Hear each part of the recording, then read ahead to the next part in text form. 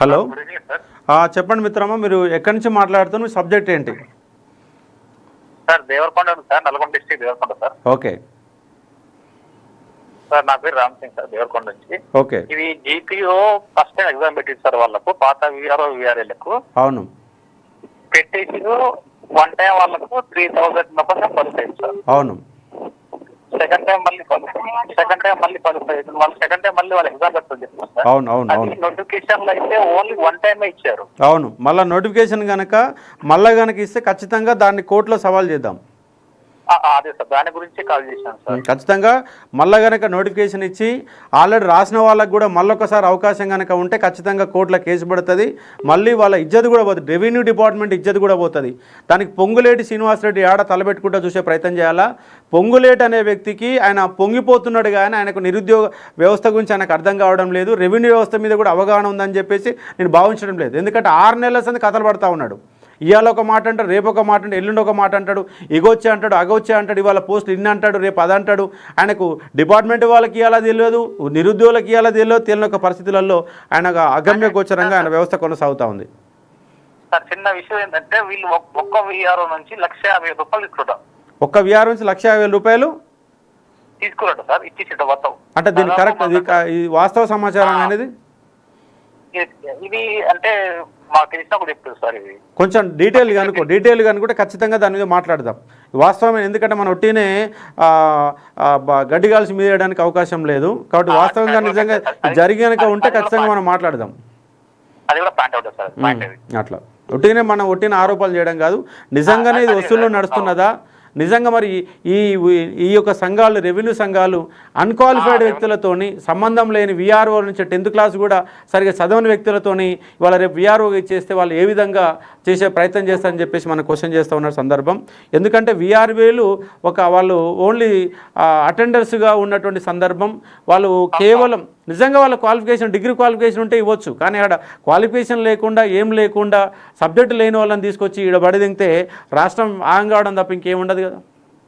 నిజంగా ఒక విఆర్ఏ ఉన్నాడు, నిజంగా ఆయన డిగ్రీ కంప్లీట్ చేసుకున్నాడు, డిగ్రీ కంప్లీట్ చేసి బీటెక్ చేసినటువంటి విద్యార్థి ఆ క్వాలిఫికేషన్ ఉన్నాక ఎందుకు ఇవ్వద్దని చెప్పేసి తనకు అర్థం ఉంది. కానీ సబ్జెక్టు పైన అవగాహన లేకుండా, వ్యవస్థ పైన గ్రిప్ లేకుండా ఏవో సహాయకులుగా ఉన్న వ్యక్తులను రేపు విఆర్ఓ కూర్చోబెట్టేసే ప్రయత్నం జరిగితే ఏ విధంగా న్యాయం జరుగుతుందని చెప్పేసి మనం క్వశ్చన్ చేయాల్సిన అవసరం ఉంది. ఓకే, థ్యాంక్ యూ మిత్రమా, థ్యాంక్ యూ. ఇంకా కాల్స్ చాలా వస్తూ ఉన్నాయి. మళ్ళీ అవసరమైతే రేపు కూడా నేను లైవ్కి వస్తాను. ఖచ్చితంగా రేపు లైవ్కి వచ్చేసి మళ్ళీ కూడా మాట్లాడే ప్రయత్నం చేస్తా. ఫైనల్గా నేను ఏం చెప్తా ఉన్నానంటే, రేపు అన్ని లైబ్రరీల ముందు ఖచ్చితంగా రేపు మనము నిరసన వ్యక్తం చేయాల్సిన అవసరం ఉంది. క్యాండిడేట్ 790 మళ్ళీ కాల్ చేస్తా ఉండి ఒకసారి మాట్లాడదాం. మిత్రమా, ఎక్కడి నుంచి మాట్లాడుతున్నారు? సబ్జెక్ట్ ఏంటి చెప్పండి. రాజన్న సిరిసిల్ల డిస్ట్రిక్ట్. రాజన్న సిరిసిల్ల, ఓకే. గతంలో నాకు లాస్ట్ కానిస్టేబుల్ నోటిఫికేషన్ లో 1.5 మార్క్స్ తో రాలేదు సార్.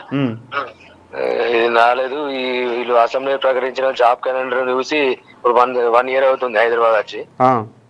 జస్ట్ మొన్ననే 1 week కింద రూమ్ కాల్ వేసి ఇంటికి వచ్చినా సార్. ఇంటికి వచ్చినావు? ఎందుకు ఇంటికి వెళ్ళిపోయినా? మరి డబ్బులు లేవు సార్. డబ్బులు లేవు? 50,000 దాకా పట్టుకెళ్ళినా. అవన్నీ లాస్ట్ టైం బట్టి విక్రమ ప్రకటించారు కదా సార్ క్యాలెండర్. అవును అవును అవును. 50,000 రూపీస్ ఇంటికాడ మమ్మీని అడిగి అప్పు చేసి పట్టుకెళ్ళినా. ఓకే. కానీ ఇంకా పోయినా మొన్నటికి 50,000 అయిపోయినాయి. ఇంకా నా దగ్గర డబ్బులు లేవు, ఇంకా మమ్మల్ని పంపించడం నా దగ్గర డబ్బులు లేవురా, కైకి పోతున్నా, నాకు లేవు అని చెప్పింది.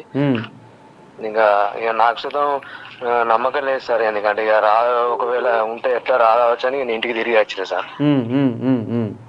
ఇది ఏంటంటే ఒకటి రిక్వెస్ట్ ఏంటంటే వాళ్ళు ప్రకటించబోయినా చూద్దాం, నేను ఒక పని చేసుకుంటాను సార్. అసలు ఆ ఇయర్ క్యాలెండర్ ఇవ్వకపోతే ఆ ఎన్నికల మేనిఫెస్టోలో ఈ దగులుబాజీలు ఎన్నికల మేనిఫెస్టోలో 2 లక్షల ఉద్యోగాల పంచాయతీ పెట్టకపోయి ఉంటే వాళ్ళకి ఓటేస్తోళ్ళం కాదు, ఇలా ఎన్నో అడకతింటోళ్ళు. ఇవాళ వాళ్ళని నమ్మి 2 లక్షల ఉద్యోగాలు ఇస్తామని చెప్పి సింహాసనం మీద కూర్చోబెడితే ఇలా మన ఇబ్బంది పెట్టే ఒక ప్రయత్నం జరుగుతూ ఉంది.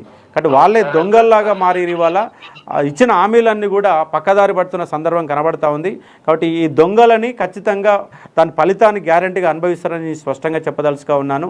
కానీ నీలాంటి విద్యార్థులు చివరికి హైదరాబాద్ కూడా వదిలిపెట్టి ఇంటికి పోవాల్సిన పరిస్థితి ఏర్పడుతూ ఉంది. కాబట్టి మీరు ఇస్తారా ఇయ్యరా ఒకటి క్లారిటీ చెప్పండి. మేము ఇవ్వము, మాకు ఎన్నికలే ముఖ్యం, మాకు ఓట్లే ముఖ్యం, ఓట్ల కోసం 100 రకాల అబద్ధాలు చెప్తాం, మేము ఏదైనా చెప్తాం, మా మాటలు నమ్మి మోసపోవడం మీ వంతు అని చెప్పేసి కరాకర్నిగా చెప్పండి. నోటిఫికేషన్ ఇవ్వమని చెప్పండి, బరాబర్ ఇవ్వమని అని చెప్తే మేము తాళాలు వేసుకుంటాం, ఇంటికి వెళ్ళిపోతాం, లైబ్రరీలన్నీ కాల్ చేస్తాం, హాస్టళ్ళని కాల్ చేస్తాం, కోచింగ్ సెంటర్లో పోవడం బంద్ చేస్తాం, నిమ్మలం కూర్చొని చదువు ఇంటికాడ ఏదో వ్యవసాయ కూలి పని నాలుగు పనులు చేసుకుంటామని చెప్పేసి స్పష్టంగా పోవడానికి అవకాశం ఉంటుంది. కాబట్టి ఈ దొంగలు, కాంగ్రెస్ పార్టీ దొంగలు నిజంగా చెప్తా ఉన్నాం, ఇస్తే ఇవ్వండి, ఇవ్వకపోతే ఇవ్వని చెప్పండి. కాబట్టి రేపే మనం ఖచ్చితంగా ఈ ముందుగాల రేపు ఈ జీపీఓ కాన్సెప్ట్ మీద రేపు అన్ని లైబ్రరీల ముందు నిరసన వ్యక్తం చేసే ఒక కార్యక్రమాన్ని తీసుకుంటున్నాం. మిత్రమా, నువ్వు కూడా అక్కడ యాక్టివ్గా ఉండి ముందు ఉండే ప్రయత్నం చేయండి. చెప్పండి. ఒక విషయం సార్, చెప్పండి. అది మీకు నాలాంటి లక్షలాది మందికి, మీలాంటి ఎంతో మంది తెలుసు. ఒక రాజ్యాంగంబద్ధ పదవిలు ఉండి ఒక రాజ్యాంగంబద్ధ ఈ తెలంగాణ 4 కోట్లను నడిపే ఈ ఒక వేదిక మీద సాక్షాత్తు రాజ్యాంగబద్ధ ఉప ముఖ్యమంత్రి ప్రకటిస్తే నమ్ముతారన్నా సార్? ఈ తెలంగాణలో 100% నమ్ముతుంది. ప్రకటించింది ఉప ముఖ్యమంత్రి ఒక రాజ్యాంగబద్ధ పదవి నుండి ఈ రాష్ట్రాన్ని నడిపించే ప్రగతి పదం ఒక అసెంబ్లీ నుండి ప్రకటిస్తే ఏ ఉద్యోగాన్ని నమ్ముతారన్నా సార్? రేపు నేను కూడా ఒక ప్రజా ప్రయోజన వాద్యం వేయడానికి ప్రయత్నం చేస్తా. ఎందుకంటే గౌరవనీయులు బట్టి విక్రమార్క గారు, మళ్ళీ గౌరవనీయులు ఎందుకు వాళ్ళకి? ఇంకా ఉప ముఖ్యమంత్రి లేకపోతే ఒక గ్రామానికి ఉప సర్పంచ్? ఆయన ఉప ముఖ్యమంత్రి, ఉప సర్పంచ్, ఒక గ్రామానికి. ఎందుకంటే ఒక గ్రామానికి ఉన్న ఉప సర్పంచ్ ఉన్న, మా ఊరు వెంకటరపల్లి గ్రామానికి ఉన్న ఉప సర్పంచ్ వాల్యూ సుతం ఒక ఉప ముఖ్యమంత్రికి లేని స్పష్టమైంది. అవునవును. సరే, అందుకా సార్ మేము అంత పెద్ద రాజ్యాంగబద్ధ పదవులు ఉండి సాక్షాత్ అసెంబ్లీని ప్రకటించినాక ఎంత నిరుద్యోగాన్ని నమ్ముతారని అమ్మడా? రేపు ఒకటి పిల్లు కూడా దాఖలు చేద్దాం, హైకోర్టులో పిల్లు దాఖలు చేద్దాం. మరి ఒక ప్రజా ప్రయోజన వాద్యం కూడా రేపు నిరుద్యోగుల పైన 2 లక్షల ఉద్యోగాలు ఇస్తారా ఇవ్వరా? రాజ్యాంగబద్ధ పదవులు ఉండి ఒకటే సార్, బట్టి విక్రమార్క గారు దేవుళ్ళ ఫోటోలో గౌరవనీయులు మాజీ ముఖ్యమంత్రి వైఎస్ రాజశేఖర్ లెక్క ఫోటో పెట్టి వైఎస్ రాజశేఖర్ లెక్క దోతులు కడితే వైఎస్ రాజశేఖర్ కాదు సార్. వైఎస్ రాజశేఖర్ లెక్క పనులు ఎత్తే గొప్ప లీడర్ అవుతాడు. నమ్మిన మాట. నువ్వు వైఎస్ రాజశేఖర్ ఫోటోలు పెట్టి వైఎస్ రాజశేఖర్ దూదులు కట్టినంత మాత్రాన ప్రజాస్వామ్యం నిన్ను నమ్మది. పనులు చేయి. నువ్వు ఒక రాజ్యాంగబద్ధ పదవి, నువ్వు ఉప ముఖ్యమంత్రి, నువ్వు ఒక జాబ్ క్యాలెండర్ ప్రకటిస్తే నీకు ఉప ముఖ్యమంత్రి రాజ్యాంగబద్ధ ఒక అసెంబ్లీలో ప్రకటి. అంతకన్నా అద్మానం, ఒక ఉప సర్పంచ్ కన్నా అద్మానం. అసలు ఏం రాజ్యాంగ పదవులు వీళ్ళకి ఎట్లా ప్రయాణాన్ని స్వీకారం చేసారు, ఎట్లా మెదుతులు వీళ్ళు త్వరలో లక్షలాది మంది యువతను ముంచి లక్షలాది మంది అప్పులు చేసి నాలాంటి వాళ్ళు ఏది నువ్వు ప్రకటించకపోయినా నేను రాబోదు ఏదైనా ఒక పని చేసుకున్నాను. మొత్తం గందరగోళం. అసలు ఇది దారుణం సార్. ఈ ప్రపంచంలో ఈ దేశంలో ఎక్కడ ఏ రాష్ట్రంలో ఇంత అద్మాన పరిస్థితి లేదు సార్. అవును. దీనిపైన ఖచ్చితంగా మనం పోరాట స్ఫూర్తి నింపుదాం. రాష్ట్రంలో నిరుద్యోగులందరినీ ఐక్యం చేయడానికి నా వంతు ప్రయత్నం చేస్తా. మీరు కూడా అదే విధంగా ప్రయత్నం చేస్తే ఖచ్చితంగా ఈ ప్రభుత్వాలని మొండి ప్రభుత్వాలను మెడలుంచుదాం. నాట్ ఓన్లీ గవర్నమెంట్ ఉద్యోగాలే కాదు, ప్రైవేటు రంగంలో స్కిల్ డెవలప్మెంట్ కేంద్రాలు 33 జిల్లాలలో ఏర్పాటు చేయాలా, స్కిల్ డెవలప్మెంట్ చేయాలా. హైదరాబాదులో ఉన్న నాన్ లోకల్స్ అందరినీ తరిమి కొట్టాలా.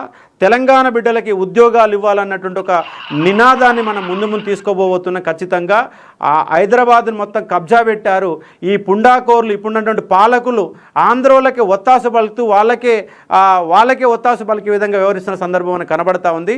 ఖచ్చితంగా నాన్ ముల్కీ గోబ్యాక్ అనే మూమెంట్ని ఖచ్చితంగా మనం ముందు తీసుకుందాం. అటు ప్రైవేట్ రంగంలో, ప్రభుత్వ రంగంలో ఖచ్చితంగా మనం ఉద్యమ స్వరూపాన్ని మార్చొక ప్రయత్నం చేద్దామని స్పష్టంగా చెప్పదలుచుకున్నా. థ్యాంక్ యూ మిత్రమా, థ్యాంక్ యూ. చెప్పండి.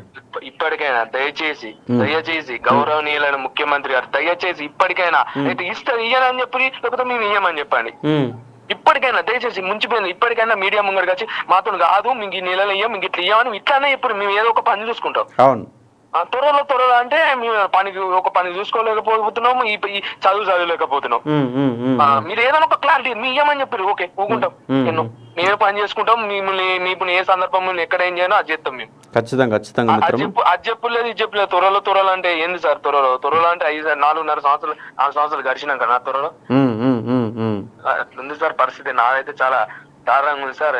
నాది కాదు, ఈక్వాలిటీ తెలంగాణ ప్రతి నిరుద్యోగి నీ బాధ ఎట్లుందో ప్రతి నిరుద్యోగి బాధ అట్లనే ఉంది. అలా ఉంది సార్. ఓకే సార్, ఇంత మంచి అవకాశం ప్లాట్ఫామ్ మొదటిసారిగా మా తరఫున కొన్నేళ్లుగా కోట్లాడుతున్న మీరు నాకు చేతులు ఎత్తి ధన్యవాదాలు చెప్తున్నా సార్. మీలాంటి సారు మాకు ఉండడం చాలా అదృష్టం. మీలాంటి వాళ్ళు ఇంకా ముందుకు నడిపి మమ్మల్ని ముందుకు తీసుకెళ్ళగాని మీతో ఈ రోజు ఫస్ట్ టైం మాట్లాడినందుకు, ఈ ప్లాట్ఫామ్ ఎంచుకున్నందుకు మీకు కృతజ్ఞతలు తెలుపుతున్నారు సార్. థ్యాంక్ యూ మిత్రం. Thank you sir. Ashok sir.